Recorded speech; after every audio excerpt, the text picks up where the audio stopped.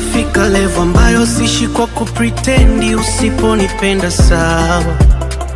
Nimeshafika level ambayo nimehaswa kishenzi, kila kitu naona sawa.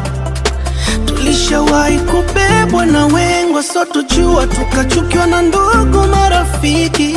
Tulishawahi kurogwa na wanaotuombea dua, hakuna mtu mbaya kama rafiki. Ila Mungu ukatokea ambapo sikutarajia, ukafungua walipofunga njia, ukanifuta machozi niliyolia, ukanirudishia tabasamu langu.